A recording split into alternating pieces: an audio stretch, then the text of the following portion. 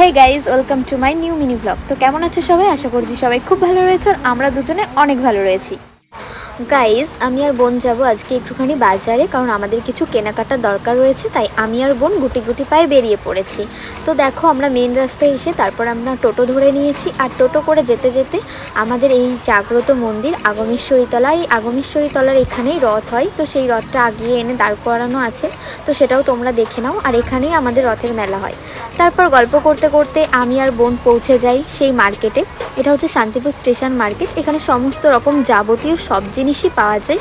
তো এখান থেকে আমাদের কিছু কেনাকাটার দরকার রয়েছে, তাই চলে এসেছি। প্রথমেই গাইজ ঢুকেই আমরা চলে যাই এই কাকুর দোকানে। এই কাকু আমাদেরকে অনেক রকমের শাড়ি দেখায়, বাট আমরা যে রকমের শাড়ি নেবো সেরকমটা ঠিক আমাদের মন মতো পছন্দ হচ্ছিল না। তবে এখানেও আমাদের একটা পছন্দ হয়েছিল, বাট আমরা যে কালারটা চাইছিলাম সেটা আমরা পাই। তারপর গাইজ ওই কাকুর দোকানে না পাই আমরা চলে আসি একটা দাদার দোকানে। এই দাদার দোকানেও প্রচুর ভালো ভালো শাড়ি রয়েছে, বাট আমরা যেরকম শাড়িটা চাচ্ছিলাম সেরকমটা পাইনি। তো তার জন্য চলে যাই একটা দাদুর দোকানে।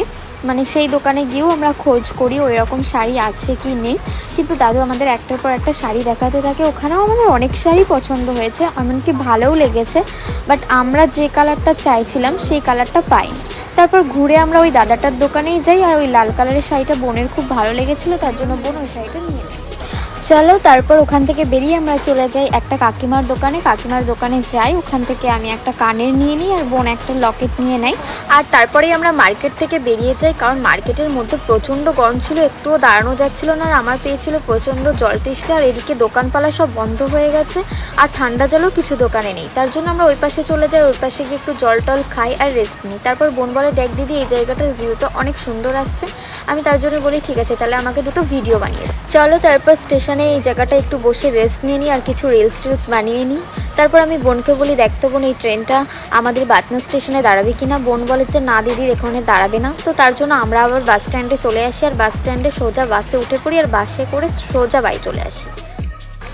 তারপর গাইজ দেখো, আমরা বাস থেকে নেমে পড়ি, আর ভিডিও টিডিও করিনি, সোজা বাড়ি চলে আসি, কারণ প্রচণ্ড গরম লেগেছিলো। আবার আমাদের দুই বোনের জল চেষ্টা পেয়ে গেছিলো। তারপর আমরা ফ্রিজের থেকে জল নিয়ে এসে দুই বোন মিলে কাড়াকাড়ি করে খাচ্ছি। আর লাস্টে তো আমার আর বোনের মধ্যে মারামারি বেঁধে যাওয়ার মতো অবস্থা। তা একবার বলে দে আমি খাবো, একবার আমি বলি দে আমি খাবো। তারপর লাস্টে তো আমাকে দিতেই চাচ্ছিল না। তারপর মা যখন একটু চেঁচালো, তারপর ও আমাকে দিল। তারপর গাইজ আমি জলটা খেলাম, আর তারপর একটু আমার শান্তি লাগলো। গাইজ তারপর আমরা প্ল্যান করে ফেলি ড্রেস চেঞ্জ করে যে আমরা আজকে বৃষ্টিতে ভিজে স্নান করব। তার জন্য আমার বোন বৃষ্টিতে ভেজের আনন্দে বাইরে আগে নেমেই কেমন লাফালাফি শুরু করে দিয়েছে দেখো। তারপর গাইজ আমি আসি, তারপরে আমরা দুই বোন মিলেই খুনসুটি শুরু করে দিই। আর যখন আমরা বাইরে এসে এসব করছিলাম না, তখন আমার ছোটোবেলার কথা মনে পড়ে যাচ্ছিলো। আমি আর বোন যখন ছোট ছিলাম, তো তখন আমরা উঠোনে এইভাবে খেলা করতাম। তারপর ও বললো যে চল দিদি ঘুরি। ঘুরতে ঘুরতে আবার কি মনে হলো, বললো ও আমাকে কোলে নেবে। আর আমাকে কোলে নিয়ে তারপর তার পারে না, তারপর অবশেষে তাড়াতাড়ি করে নামিয়ে দেয়। আর গাইস, হ্যাঁ, আজকের মিনি ব্লগটা এই অবধি। তো কেমন লাগলো অবশ্যই কিন্তু লাইক কমেন্ট করে জানিয়ে দিও। তো টাটা।